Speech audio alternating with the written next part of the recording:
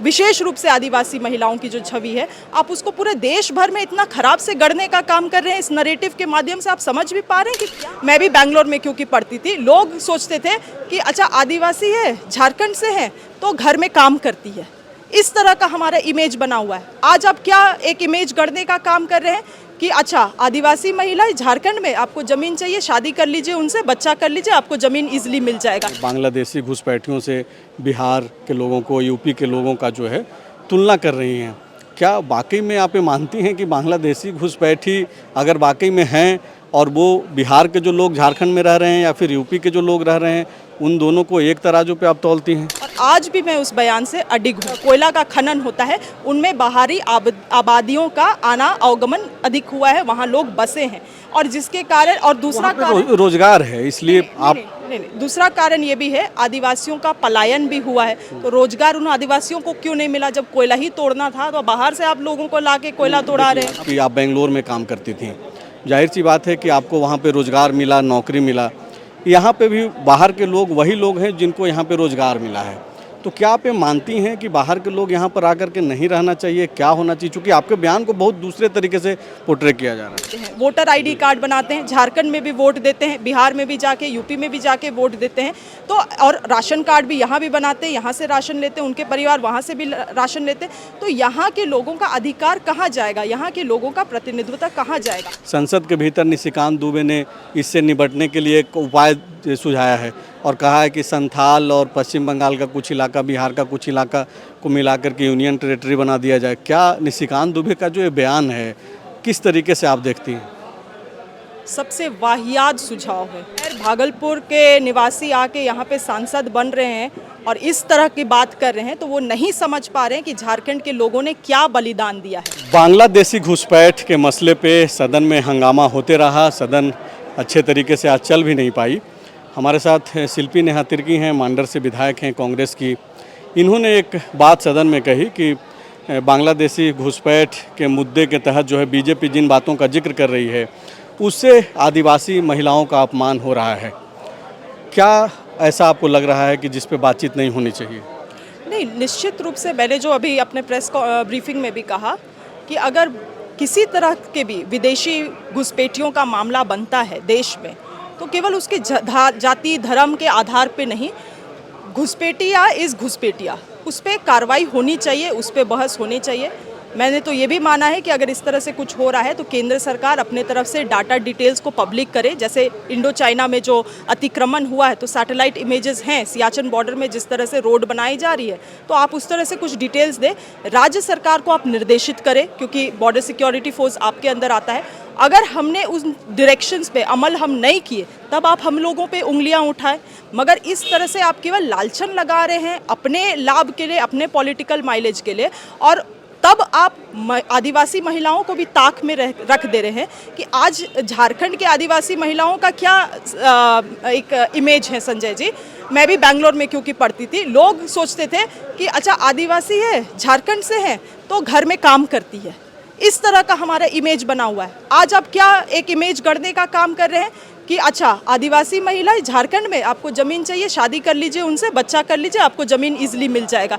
मतलब जो महिलाओं की जो छवि है, विशेष रूप से आदिवासी महिलाओं की जो छवि है, आप उसको पूरे देश भर में इतना खराब से गढ़ने का काम कर रहे हैं। इस नरेटिव के माध्यम से आप समझ भी पा रहे हैं कि क्या इतना बड़ा आप पाप कर रहे हैं आदिवासी महिलाओं के साथ। इसीलिए अगर गंभीर चीज़ें हैं तो उसमें गंभीरता से चर्चा हो, राजनीतिक चश्मा से ना देखा जाए, राजनीतिक तूल ना दिया जाए उसको। नहीं, आप अच्छी बात बोल रही हैं कि मामला गंभीर है, लेकिन तरीका अलग होना चाहिए। आदिवासी महिलाओं को सामने रख करके बदनाम नहीं करना चाहिए। ठीक है, आपने एक बात कही, लेकिन चूंकि आप भी राजनीति करती हैं, जो बीजेपी के लोग हैं वो भी राजनीतिज्ञ हैं, तो जाहिर सी बात है कि राजनीति करेंगे। ये एक बयान आपका बहुत वायरल हो रहा है कि आप शिल्पी नेहा तिर्की जो हैं बांग्लादेशी घुसपैठियों से बिहार के लोगों को, यूपी के लोगों का जो है तुलना कर रही हैं। क्या वाकई में आप ये मानती हैं कि बांग्लादेशी घुसपैठी अगर वाकई में हैं और वो बिहार के जो लोग झारखंड में रह रहे हैं या फिर यूपी के जो लोग रह रहे हैं, उन दोनों को एक तराजू पे आप तौलती हैं? देखिए संजय जी, मैं डेमोग्राफी चेंज को एक चीज़ मानती हूँ, बांग्लादेशी घुसपैठों को या किसी भी तरह के विदेशी घुसपैठ को दूसरा चीज़ मानती हूँ। मेरा जो 2 मिनट का बयान है जो काफ़ी वायरल हुआ, जिसे काफ़ी तोड़ मड़ोड़ के उसका विश्लेषण करते हुए उसे पूरे देश भर में प्रस्तुत किया गया, वो डेमोग्राफी चेंज के बारे में था। और आज भी मैं उस बयान से अडिग हूँ। जो पूरे झारखंड में, झारखंड राज्य बना ही था विशेष रूप से, ये आदिवासी बहुल राज्य हुआ करता था। उसको 5वीं अनुसूची राज्य का भी दर्जा मिला और वो आदिवासियों के लिए बनाया गया था। आज आप पूरे जगह में देख लीजिए, मैं अभी आंकड़ा भी लेकर आई थी, I will give you a copy of this, किस तरह से जनसंख्या लगातार आदिवासियों का घटता जा रहा है। और इस रिसर्च में ये दिया हुआ भी है कि विशेष रूप से जो प्रखंड बिहार से सटे हुए हैं और जो प्रखंड, जिन प्रखंडों में कोयला का खनन होता है, उनमें बाहरी आबादियों का आना अवगमन अधिक हुआ है, वहाँ लोग बसे हैं। और जिसके कारण, और दूसरा कारण रोजगार है, इसलिए आप नहीं, दूसरा कारण ये भी है, आदिवासियों का पलायन भी हुआ है। तो रोजगार उन आदिवासियों को क्यों नहीं मिला? जब कोयला ही तोड़ना था तो बाहर से आप लोगों को लाके कोयला तोड़ा रहे हैं। अब इसका एग्जाम्पल, आप जब इंटरव्यू की शुरुआत कर रही थी तो आपने खत्म करने देते तो अच्छा होता प्लीज।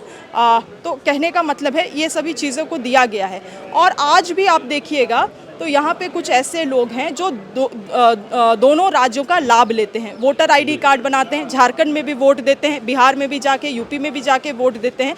तो और राशन कार्ड भी यहाँ भी बनाते हैं, यहाँ से राशन लेते हैं, उनके परिवार वहाँ से भी राशन लेते हैं। तो यहाँ के लोगों का अधिकार कहाँ जाएगा? यहाँ के लोगों का प्रतिनिधित्व कहाँ जाएगा? क्योंकि मैं इसी माटी की पुत्री हूँ तो मुझे फ़र्क पड़ता है। मुझे हमेशा इस बात का जो एक नाराज़गी बना रहता है और मैंने इस बात को जाहिर किया और आज भी मैं इस मुद्दे से अडिग हूँ।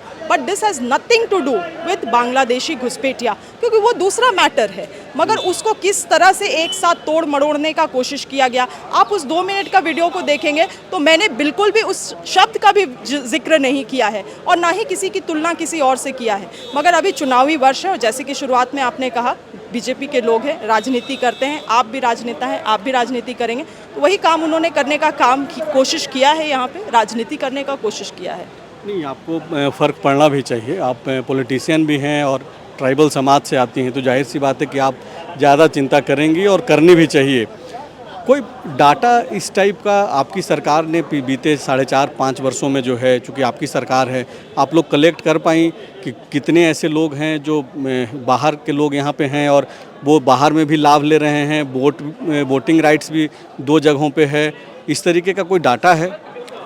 देखिए, इस 5 साल में तो 2 साल कोविड में ही चला गया और जो देश भर का जो जनगणना था वो भी कोविड के वजह से ही रुका हुआ है, जो जानकारी मुझे है। तो हमारी सरकार ने ये जनगणना तो प्रयास किया होगा मगर करा नहीं पाए।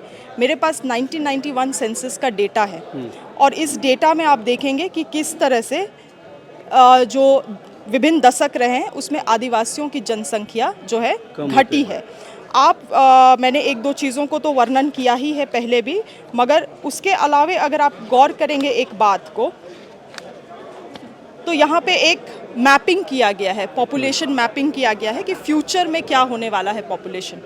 आज रांची जिला में आज के समय में लगभग, क्योंकि जनगणना पिछले 2011 के बाद यहाँ हुआ नहीं है, मगर फिर भी इस मैपिंग रिसर्च के अनुसार आज के समय में यहाँ पे लगभग रांची ज़िला का मैं बात कर रही हूँ, लगभग 40 लाख लोग हैं, पॉपुलेशन टोटल है, उसमें से मात्र 36% ट्राइबल्स हैं।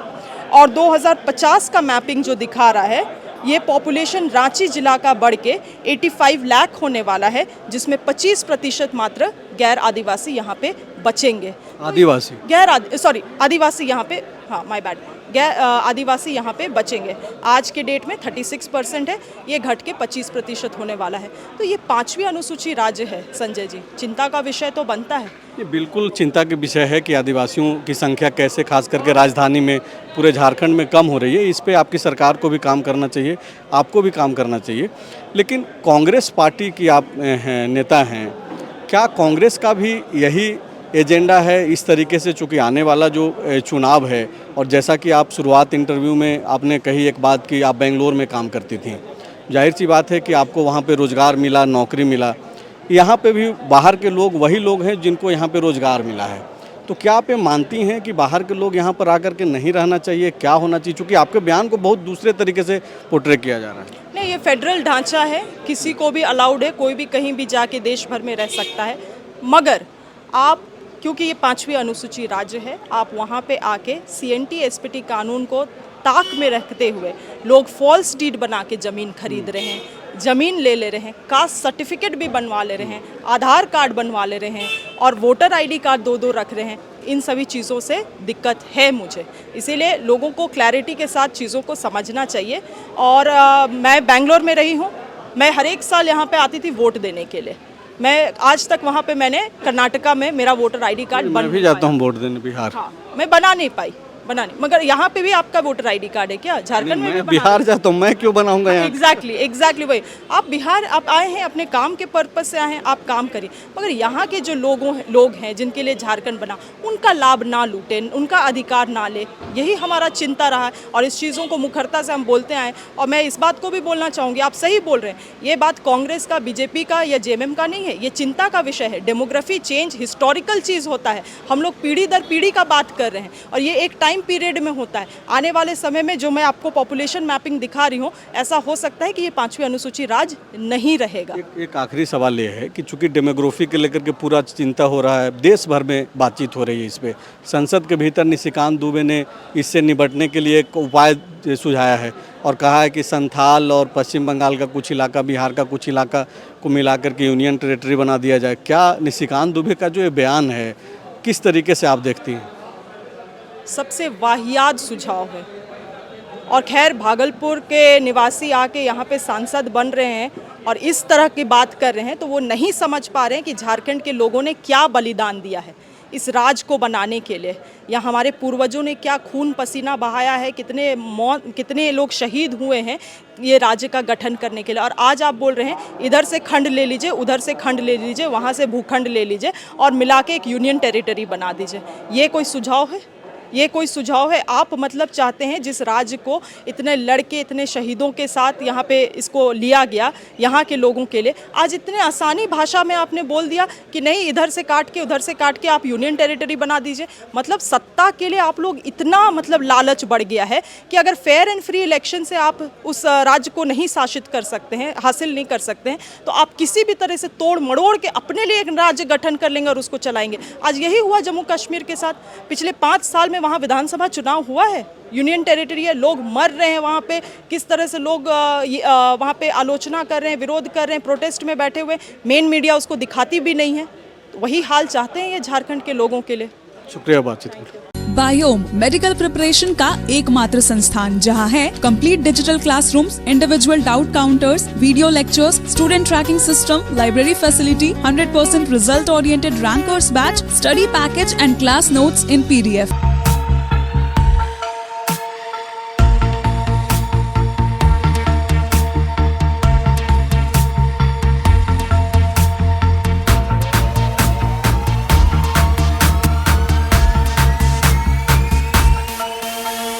thefollowup.in. Like, share, and subscribe. www.thefollowup.in